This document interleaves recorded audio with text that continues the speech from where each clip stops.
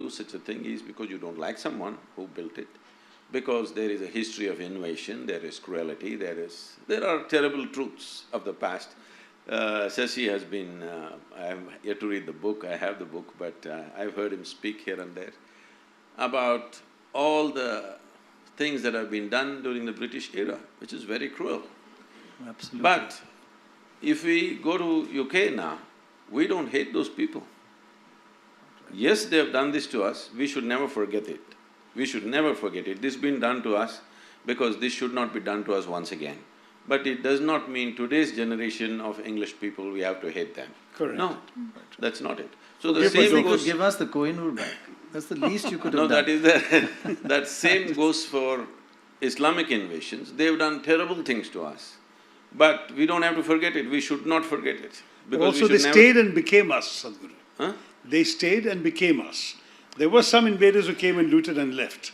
But for many of the people, such as the emperor who built the Taj Mahal, they are us. They are part of our soil, assimilated into our culture. Say, I want you to know, if there was no World War II, British also would have stayed. So that doesn't mean that happened because of their love for you. No, but Sadhguru, they sent everything from here back to England, whereas these people, even whatever they looted, they spent here. There is a difference. That is because it's another time when there were no ships. Technical problem, isn't it? No, There were ships, there were ships. Transportation issues. And besides, they had a land route back home to the Ferghana Valley, they didn't use it. It's not easy to go. But you say, whether they did or not, one should not hate them now and should not build walls around them now. Is that your message? See, what I'm saying is, historically many ugly things have been done by different people. Quite right. Ugly things that have happened to us as a nation, we must remember. Ugly things we've done to ourselves also. That also is there, that's another aspect. Right. What others have done to us, we must remember, but we should not become bitter because this bitterness will destroy us. Why we should remember is so that we don't make the same mistakes and get into the same pit once again. That's very important for me. But at the same time, if today, let's say, UK spoke the same language that it spoke during the colonial era, definitely we will not accept them. Unfortunately, with certain groups of people, they're trying to speak the same language which was historically spoken way back. So this creates a whole lot of confrontation in the society. And this entire misuse of this for democratic purposes, when I say democratic purposes, because it's all a number game, so people are playing this game for last 70 years, so naturally you have kind of brought this little bit of fear in others.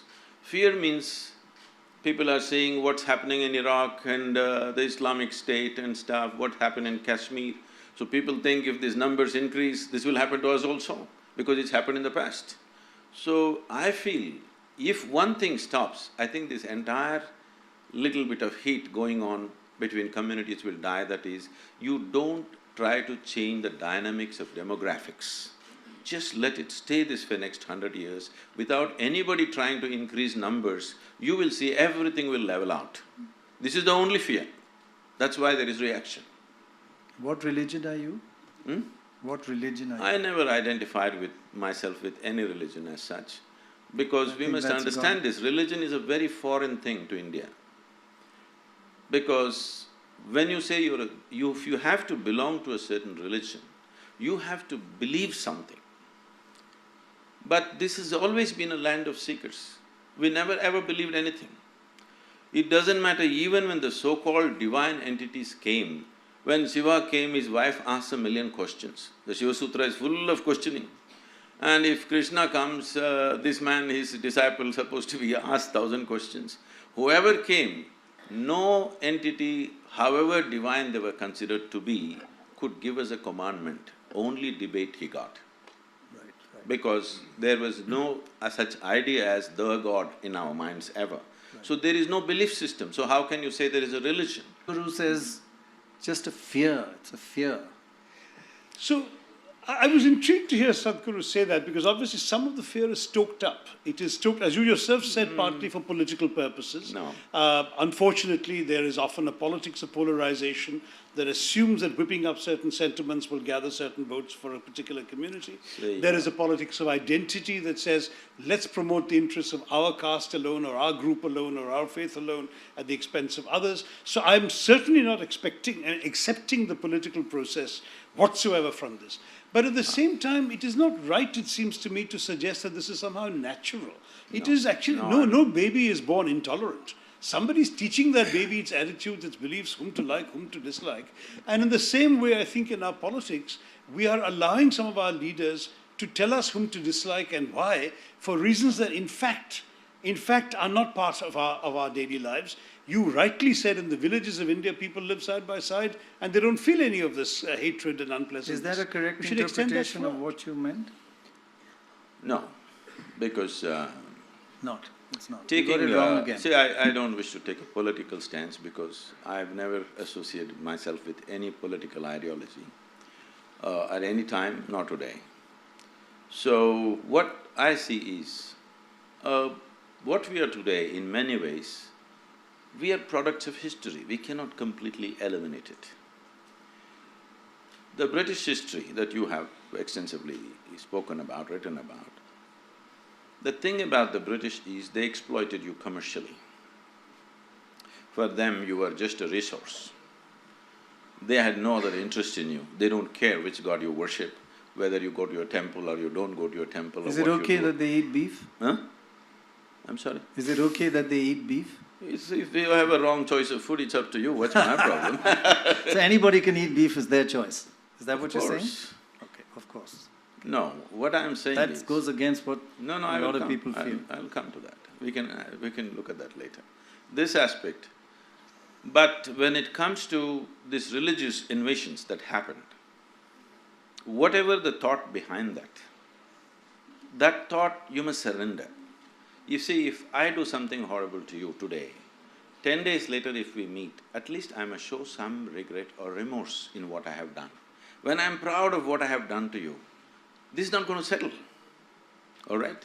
This is what you're expecting. When people are very proud of what they have done to you in the past, now you want it to settle, it's not going to settle. It is just…